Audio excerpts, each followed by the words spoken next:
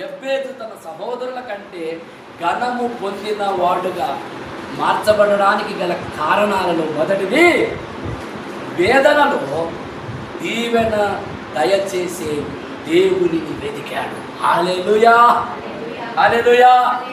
అలాగ వెతికేవాడవుగా వెతికే దానవుగా ఉంటే నీ వేదనలోనే దేవుడు నీకు దీవెన దయచేస్తాడు. నీ ఓటమిలోనే దేవుడు ఘనమైన విజయాన్ని నీకు ఇస్తాడు. నీకు, నీ కుటుంబానికి, నీ పిల్లలకు అటువంటి గొప్ప ఘన విజయములు ఈ దేవుడు నీకు అనుగ్రహించును గాక. రెండవ మాట చెబుతాను, తన సహోదరుల కంటే ఘనము పొందిన వాడుగా మార్చబడడానికి గల కారణాలలో రెండవది, వేదనలో యెఫెతు దేవుని యందు విశ్వాసముంచాడు. దేవునికి స్తోత్రం. మొదటిది దేవునిని వెతకాడు, రెండవది వేదనలో దేవుని యందు విశ్వాసం ఉంచాడు. విశ్వసించాడు కనుకనే నా జీవితంలో నేను అనుభవిస్తున్న ఈ వేదన ఆశీర్వాదముగా మార్చగలడు అని దేవుని యొద్దకు వచ్చి మొరపెట్టుకుంటున్నాడు. ప్రైజ్ ది లార్డ్, హల్లెలూయా. విశ్వసించు, విశ్వసించు. నీ దేవుడు మార్చే దేవుడు అని విశ్వసించు. అవిశ్వాసం నీ జీవితంలోనికి రానివ్వదు. సందేహం నీ జీవితంలోనికి రానివ్వదు. నీ చుట్టూ నీకు దీవెనకరమైన పరిస్థితులు కనబడకపోవచ్చు, అయినా సందేహించకు. అబ్రహామును గురించి బైబిల్లో మనం చదువుతాం. అతడు మనకు తండ్రి, విశ్వాసులకు తండ్రి అని అబ్రహామును గురించి వాక్యం చెబుతుంది. విశ్వాసులకు తండ్రి. ఇప్పుడు మనం అందరం ఎవరు? విశ్వాసులు. అంటే అబ్రహాము కుమారులం, కుమార్తె. మరి మన తండ్రి విశ్వాస వీరుడు, ఆయన పిల్లలమైన మనం కూడా విశ్వాసులముగా, విశ్వాస వీరులముగా ఉండాలి. దేవునికి స్తోత్రం. అబ్రహాము యొక్క విశ్వాసం ఎలాంటిది? నిరీక్షణకు ఆధారము లేని కాలములో విశ్వసించాడు. హల్లెలూయా, హల్లెలూయా. నీ భవిష్యత్తు నీకు కనబడకపోవచ్చు, భవిష్యత్తులో నీ పరిస్థితులు ఏం కాబోతున్నాయో నీకు కనబడకపోవచ్చు. బై ఫెయిత్, విశ్వాసంలో ధరించు గర్భం. కనబడని దానిని, చూడని దానిని నమ్మటం అనే గొప్ప అనుభవాన్ని కలిగించేదే విశ్వాసం. విశ్వాసం అనుకున్న శక్తి ఎలాంటిదంటే లేని దానిని ఉన్నది అని నమ్మేటట్లు చేస్తుందట విశ్వాసం. మేము మొన్న పిల్లలకు టీసీ, ఆ బోనోఫైడ్ తీసుకొద్దామని వెళ్ళాం. మీ పిల్లల భవిష్యత్తును మీరు పాడు చేస్తున్నారు. ప్రిన్సిపాల్ చెప్తున్నాడు నాకు, నేనేం పెద్ద చదువు లేదు, నాకేం చదువు చెప్పండి, నేను 7వ క్లాసు పాస్ అయిన ఉన్నాయి. దేవునికి స్తోత్రం. 7వ క్లాసు పాస్ అయిన అంటే 8వ తరగతి మెట్లే అట్లా. నాకేం తెలుసు? నా తప్పులు. నువ్వు చాలా తప్పు చేస్తున్నావు. నీ పిల్లల భవిష్యత్తును పాడు చేస్తున్నావు. వారు ఇటు లోకలుగారు, అటు లోకలుగారు, రెండింటి మధ్యలో ఇరుకున పడతారు. పిల్లల భవిష్యత్తుకు శాపాన్ని తెచ్చేదంటే ఇదే అన్నాడు నాతో. పిల్లల భవిష్యత్తుకు శాపాన్ని తెచ్చేదంటే ఇవి ఇలాంటి నిర్ణయాలు తెలిసి తెలియక చేసే పనులు. నేనేమన్నానంటే, బ్రదరు, 2018లో నన్ను మా ఆత్మీయ తండ్రి బయటికి పంపించినప్పుడు నా కన్నుల ముందు ఏ భవిష్యత్తు లేదు, మొత్తం బ్లర్గా ఉంది, ఏమీ లేదు. ఎటు పోవాలో, దేవుడు నన్ను ఎలా వాడుకుంటాడో, ఎవరెవరు నాకు ఎదురు పడతారో, ఎవరెవరు నా ముందుకు వస్తారో, ఎక్కడెక్కడ నేను పరిచర్య చేస్తానో, ఎటు పోతానో, నా భవిష్యత్తు ఏమిటో, నా పరిస్థితి ఏమిటో, నా జీవితం ఎలా ఉంటుందో నాకేమీ తెలియదు. 2018 డిసెంబర్ 2వ తారీఖు, నేను నిజంగా చెప్తాను, 2018 డిసెంబర్ 2వ తారీఖు నాకు బ్యాంక్ అకౌంట్ కూడా లేదు. విజయ్ కుమార్ అంతటి అనే పేరు మీద బ్యాంక్ అకౌంట్ కూడా లేదు. అసలు నాకేమీ తెలియదు, జీరో నాలెడ్జ్. 2026 వచ్చేసరికి దేవుడు అనేక చోట్ల పరిచర్యలు ఇచ్చాడు. హల్లెలూయా. సంఘాలను ఇచ్చాడు, ప్రజలను ఇచ్చాడు, నా కోసం నిలబడి వ్యక్తులను ఇచ్చాడు, నా కోసం ఎంతైనా ఖర్చు పెట్టే సహోదరి సహోదరుడు దేవుడు నాకు ఇచ్చాడయ్యా. 2018లో నాకేమీ లేదు, మొత్తం బ్లర్. కానీ 2026 భవిష్యత్తు దేవుడు ఎంత చేశాడు. నా పిల్లల భవిష్యత్తు కూడా ఇప్పుడు నాకు ఎట్లుంది, బ్లర్రు. ఇక్కడి నుంచి తీసుకెళ్తున్నా, అక్కడ వేస్తున్నా, బ్లర్రు. నాకేం తెలియదు, వాళ్ళు ఏమవుతారో తెలియదు, వాళ్ళకి ఏం ఉద్యోగాలు వస్తాయో తెలియదు, వారు ఎక్కడ స్థిరపడతారో తెలియదు, వారు ఏమవుతారో తెలియదు. కానీ నా మనసులో విశ్వాసం ఉంది, వారి భవిష్యత్తును దేవుడు ఘనముగా మార్చగలడు అని. హల్లెలూయా. నేను నమ్మిన దేవుడు మార్చగలిగిన దేవుడు. నేను ప్రార్థన చేసి వచ్చేటప్పుడు పిల్లల భవిష్యత్తు శాపానికి మారుతుందన్న ఈయన నోటి నుండే ఒకరోజు దేవుడు పిల్లల భవిష్యత్తు, దేవుడు చేసే పిల్లల భవిష్యత్తును చూసి దేవుడు ఎంతగా ఆశీర్వదించాడు అనేటట్లు యేసు నామమున కలుగునుగా కానీ ప్రార్థన చేశాడు. హల్లెలూయా. విశ్వసించి పలుకో, నీ పిల్లల భవిష్యత్తును గురించి నీ దేవుడు మారుస్తాడు. ఏముంది, నా పిల్లల భవిష్యత్తు అంతా పాడైపోయింది, నాకు తిప్పి లేదు, ఏమి లేదు, ఏంటి అని తలగొట్టుకోవాల్సిన అవసరం లేదు. నీ పిల్లల భవిష్యత్తును నీ దేవుడు ఘనముగా మార్చగలడు. ఎబ్బేజు తల్లి వీడు వేదనని పేరు పెట్టింది, కానీ ఎబ్బేజు దేవుని దగ్గరకు వచ్చాడు. ప్రభునందుకు వీడారా, నువ్వు దేవుని దగ్గరికి రా, దేవుని యందు విశ్వాసం ఉంచు. నీ జీవితంలో ఎలాంటి ఉన్నా నిన్ను ఘనముగా మార్చకపోతే అడుగు. హల్లెలూయా. అన్నీ ఉన్నవానికంటే అసలు ఏమీ లేని విశ్వాసము నమ్మకం కలిగిన నిన్నే దేవుడు ఘనంగా ఆశీర్వదిస్తాడు. హల్లెలూయా. అన్నీ ఉన్నవాడికి కూడా ఏముండదు అంత ఘనత. అన్ని అనుకూలతలు ఉన్నవాడికి కూడా భవిష్యత్తు ఉండకపోవచ్చు. ఏమీ లేని నాలాంటి దేవుడు ఆశీర్వదిస్తాడు. నాకు ఏముందండి, నేను డిగ్రీలు చేసిన ఉన్నా, కాలేజీ మెట్లు ఎక్కిన ఉన్నా, ఆస్తులున్న అంతస్తులు, నా పేరు మీద ఒక గజం భూమి కూడా లేదు స్టిల్ ఇప్పటికి కూడా. నేను బంగారం దాచుకున్నోని కాదు, డబ్బులు దాచుకున్నోని కాదు, నా పిల్లల భవిష్యత్తు కోసం ఆస్తులు సమకూర్చుకునే మనసు అంతకంటే లేదు. కానీ నాలో విశ్వాసం ఉంది ఏంటంటే, నా దేవుడు నన్ను నా కుటుంబాన్ని ఘనముగా హెచ్చించగల దేవుడు అని. అదే విశ్వాసం నీలో ఉండాలి. ఆమేన్, ఆమేన్. దేవుని యొద్దకు వచ్చిన మనం ఎలా దేవుని యందలి విశ్వాసం కలిగి ఉండాలంటే, మీకు అందరికీ తెలిసిన వచనమే. హెబ్రీ పత్రిక 11:6 ఏముందండి? దేవుని యొద్దకు వచ్చువాడు ఆయన ఉన్నాడని తన్ను వెదకు వానికి ఫలము దయచేయువాడని నమ్మవలెను కదా అంటున్నాడంటే అర్థం ఏంటి? అరే నువ్వు నమ్మాలి కదా, దేవుడు ఉన్నాడని నమ్ము. వెతకువానికి ఉన్నాడని నమ్మటమే కాదు, ఉత్తిది అందరు నమ్ముతారు, దెయ్యాలు కూడా నమ్ముతాయి.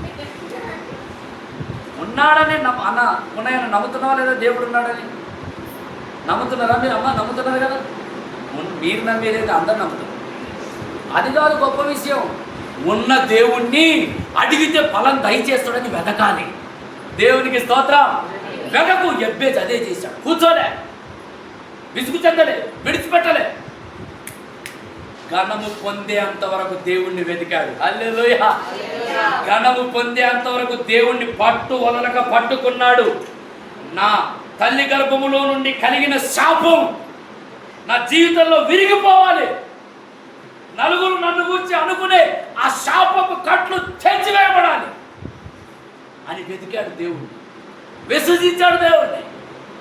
నువ్వు విశ్వసించినట్లయితే దేవుని బలమైన కార్యాలను చూస్తావు.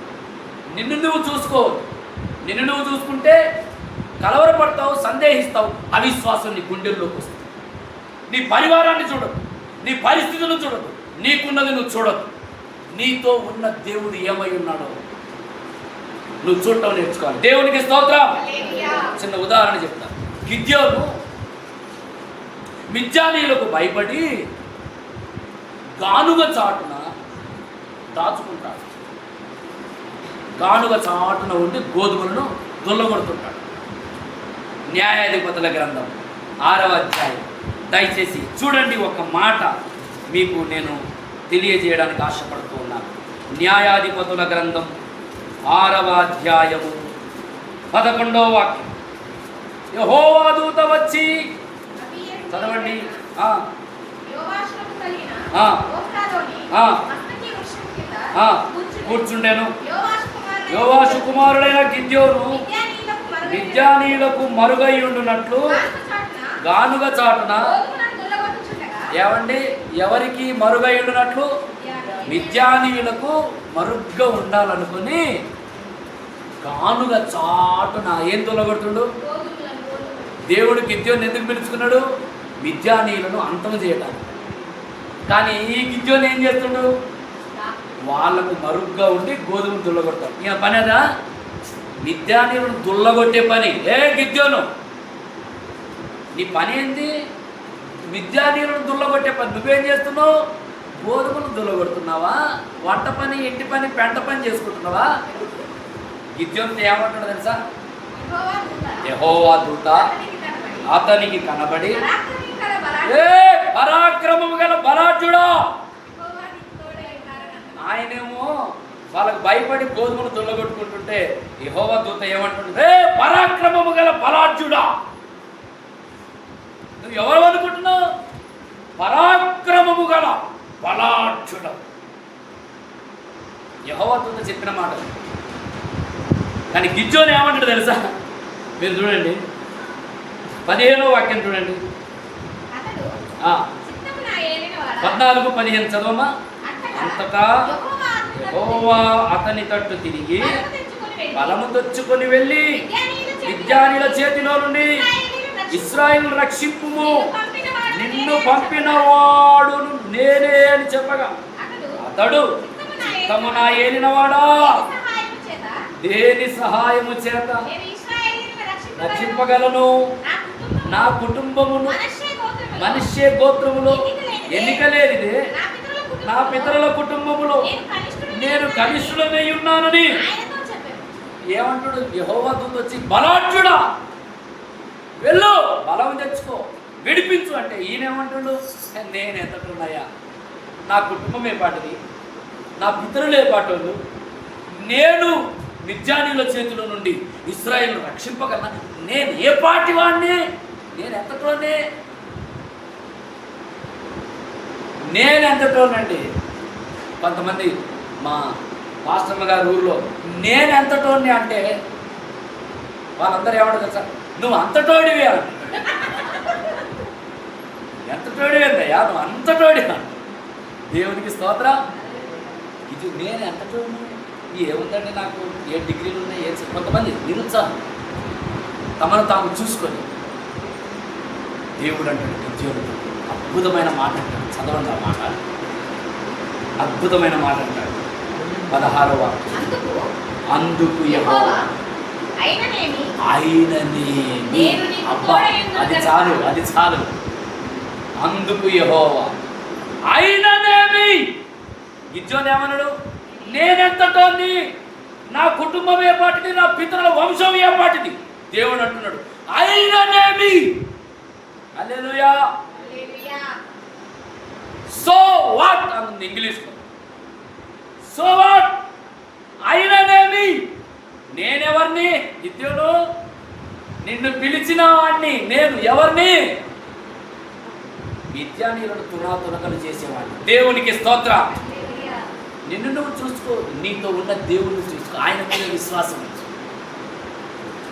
మనని మనం చూసుకున్నప్పుడు, మన స్థితిని మనం చూసుకున్నప్పుడు చాలా కురిగిపోతాం, సందేహపడతాం, బలహీనులమైపోతాం.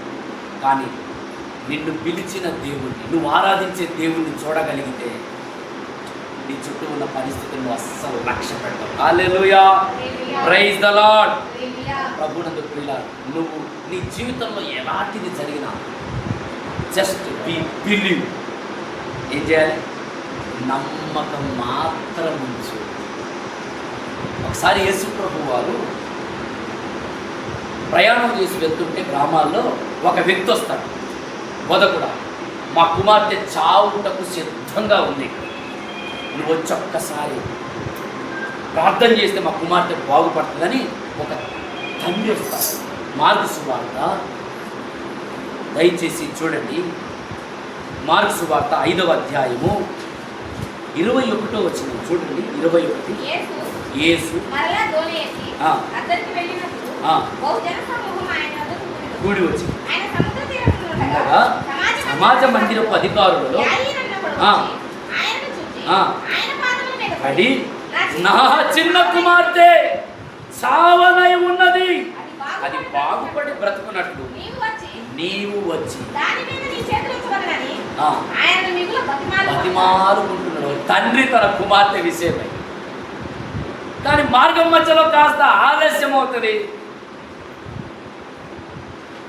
ఆలస్యమైన కారణం చేత కుమార్తె ఏమవుతుందంటే చనిపోతుంది.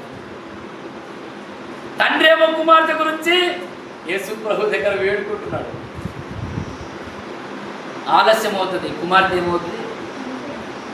అయితే 35వ వచనం చూడండి. ఆయన ఇంకా నువ్వు మాట్లాడుతుండగా సమాజ మందిరపు అధికారి ఇంటి నుండి కొందరు వచ్చి,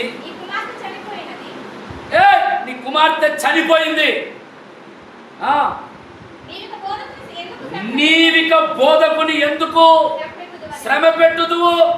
వద్దు, ఇంకా అయిపోయింది. అమ్మాయి బతికుంటే ఏదన్నా చేస్తాడేమో, కానీ ఆయన వచ్చి అమ్మాయి ఏమైపోయింది, ఇంకా బోధకుడు నువ్వు ఇస్తుంది ఇబ్బంది పడు, శ్రమ పడు, ప్రార్థన వద్దు, ఇంకా నమ్మకం వద్దు, ఇంకా విశ్వాసం వద్దు, ఇంకెందుకు అంత గంగలో కలిసిపోయింది, అయిపోయింది.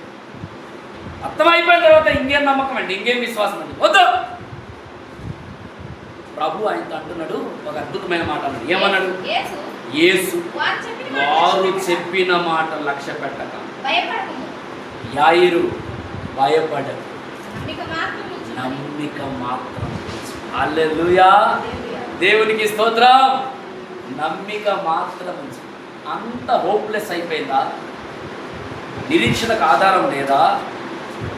మొత్తం ఓటమేనా? అంతా వేదనేనా? పర్వాలేదు, నమ్మిక మాత్రం ఉంచాల్సింది ఏంటి? ఏముంచాలి చెప్పండి అంతా నాతో పాటు. ఏముంచాలి? మీలో ఏముండాలి? నమ్మిక మాత్రం ఉంటే చాలు. మరణంలో కూడా ఈ దేవుడు జీవాన్ని ప్రసాదించగలడు. నమ్మిక మాత్రం, నమ్మిక మాత్రం. హల్లెలూయా. నీ నుండి ప్రభు ఆశించేది ఏమీ లేదు, నమ్మిక మాత్రం ఉంచు. నీ దగ్గరకు వచ్చి అనేకులు నీ విశ్వాసాన్ని కించపరచిన, నీ ప్రార్థనా జీవితాన్ని కించపరచిన, నిన్ను బలహీనపరిచే దుష్ట శక్తులు నీ చుట్టూ ఉన్నా, రకరకాల మాటలు నీ భక్తిని గురించి, నీ ప్రార్థనను గురించి, నీ విశ్వాసాన్ని గురించి అంటున్నా, భయపడదు, నమ్మిక మాత్రం ఉంచు. సహోదరుల కంటే ఘనముగా నిన్ను ఆశీర్వదించే దేవుడు నీ దేవుడు. హల్లెలూయా, హల్లెలూయా. సహోదరుల కంటే ఘనముగా యెబేసును ఆశీర్వదించినట్టు నిన్ను, నీ కుటుంబాన్ని, నీ పిల్లలను, విశ్వసించిన నీ జీవితాన్ని దేవుడు ఆశీర్వదించగలడు. విశ్వాసముతో రా, విశ్వాసమందు నిలకడగా ఉండు, విశ్వసించు, సందేహపడకు, అంతం వరకు నమ్మకం ఉంచు, మరణం వరకు నమ్మకం ఉంచు. నీ దేవుడు నీకు అద్భుతాలు చేయాలి. Praise the lord. యెబేసు విశ్వసించాడు, ఈ దేవుడు నన్ను ఆశీర్వదిస్తాడని. నిరీక్షణకు ఆధారం లేని సమయంలో యెబేసును దేవుడు ఆశీర్వదించాడు. ప్రభువునందు ప్రియ సోదరి సోదరులు, నీ జీవితాన్ని కూడా, నీ కుటుంబాన్ని కూడా, నీ పిల్లలను కూడా ఈ దేవుడు ఆశీర్వదించగల సమర్థుడు. హల్లెలూయా. చుట్టూ చూస్తూ అనేకులు చూస్తూ కురిగిపోదు, విశ్వసించు. ఒక రోజు రాబోతుంది, నీ దేవుని యొక్క బలమైన హస్తం నీ మీదికి, నీ పిల్లల మీదకి. ఆమేన్, ఆమేన్. అనేకుల కంటే ఎత్తుగా దేవుడు హెచ్చించే సమయం రాబోతుంది. తగిన కాలమందు హెచ్చించున్నట్లుగా ఆయన బలిష్టమైన చేతి క్రింద దీన మనస్కులై ఉండండి. ఆమేన్. నా జీవితంలో 2018లో ఏమి చూడలేదు. ఒక కాలం వచ్చింది, దేవుడు తన బలమైన కార్యాలు నా జీవితంలో జరిగించాడు. మీ కొరకు దేవుడు ఒక కాలమును సిద్ధపరిచాడు. ఆ కాలములో ఆశీర్వాదాన్ని నువ్వు తట్టుకోలేవు. ఇచ్చే దేవుడు మనవాడు. హల్లెలూయా. ఎలా ఉన్నా నీ జీవితాన్ని దేవుడు ఆశీర్వాదకరంగా మార్చగలడు. వేదనతో ప్రారంభమైంది యెబేసు జీవితం, సహోదరుల కంటే ఘనముగా హెచ్చించబడింది. ఆమేన్. నీ జీవితం కూడా ఆ రీతిగా ఉండాలంటే మొదటిది చెప్పండి. వేదనలో దీవెన దయచేసే దేవుని వెతికాడు. రెండవది వేదనలో విశ్వాసం ఉంచాడు. మూడవది వేదనలో ఎబ్బేజు దేవుణ్ణి వేడుకున్నాడు. దేవుని చేత మీకు వచ్చేవారం చెబుతా ఏం వేడుకున్నాడో అది వచ్చేవారం నేర్చుకుందాం. ప్రభు అటువంటి కృప మనకు దయచేయుగాక.